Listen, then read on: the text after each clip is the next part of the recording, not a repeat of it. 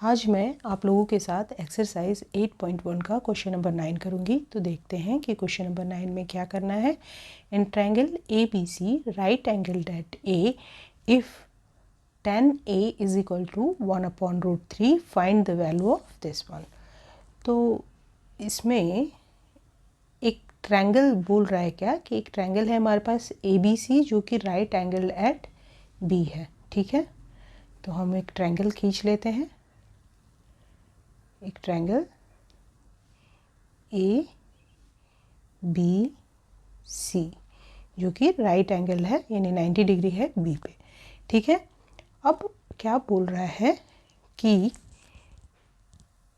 tan A is equal to 1/√3। हम लिख लेते हैं पंडित बद्री प्रसाद हर हर बोले। ठीक है,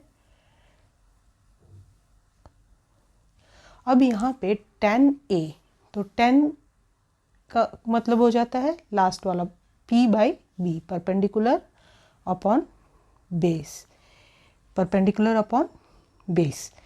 तो यहाँ पे हम मान सकते हैं let perpendicular is equal to 1K और base is equal to √3K।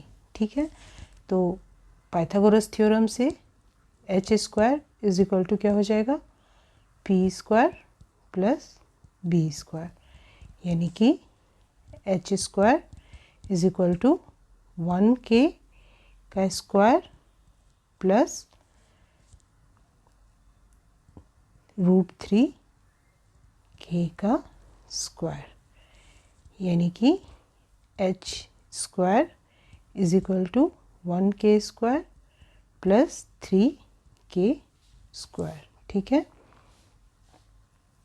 ये हो जाएगा h² is equal to 4K², यानी h is equal to √4K² जो कि हो जाएगा h is equal to 2K।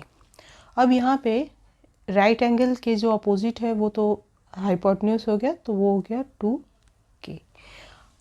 tan A है यानी ये एंगल।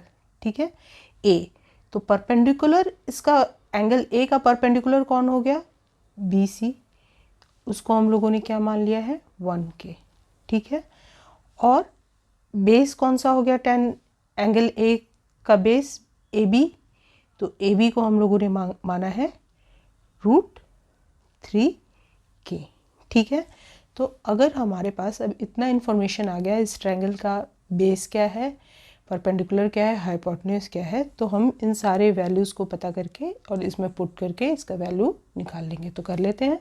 यहाँ पे हम वैल्यू निकालने के लिए सबसे पहले सारे वैल्यूज़ को ले लेते हैं। तो साइन A क्या हो जाएगा, sine A is equal to हो जाएगा, एंगल A है तो sine A is equal to होता है परपेंडिकुलर अपॉन हाइपोटेन्यूज। यहाँ से हम पहला वाला perpendicular upon hypotenuse sine A होता है, और एंगल A है तो इसका परपेंडिकुलर कौन सा हो जाएगा BC हो जाएगा जो कि है 1K अपॉन हाइपोटेन्यूज 2K हो जाएगा।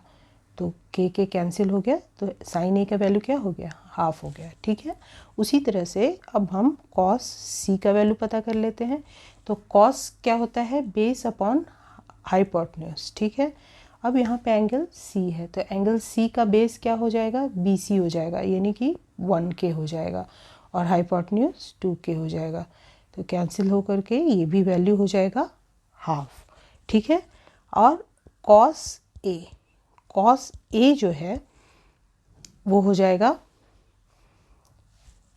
Base upon hypotenuse. अब एंगल A इसका बेस क्या हो जाएगा AB हो जाएगा, यानी √3K और हाइपोटेन्यूज तो 2K ही रहेगा, तो कैंसिल हो करके √3/2 हो गया। ठीक है, उसी तरह से अब हम साइन C का वैल्यू निकाल लेते हैं। तो साइन C का वैल्यू हो जाएगा परपेंडिकुलर अपॉन हाइपोटेन्यूज। ठीक है, और साइन C यानी C जो है C का परपेंडिकुलर क्या होगा AB हो जाएगा जो कि है √3K और हाइपोटेन्यूज 2K ही हो जाएगा, कैंसिल होकर के √3/2। तो अब इस एक्सप्रेशन में सारे वैल्यूज़ हमको पता चल गए, तो वो वैल्यूज़ को पुट करके वैल्यू इसको निकाल लेते हैं। ठीक है,